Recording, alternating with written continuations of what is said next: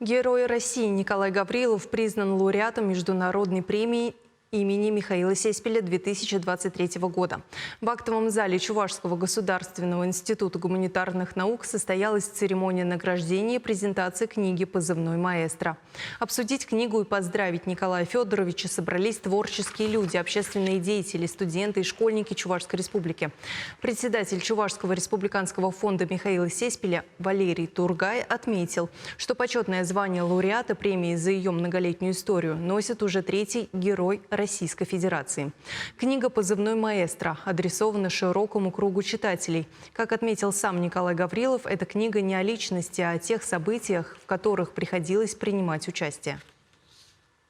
Для меня большая честь, что следующим лауреатом стал уроженец села Янгличи Канашского района, ваш покорный слуга.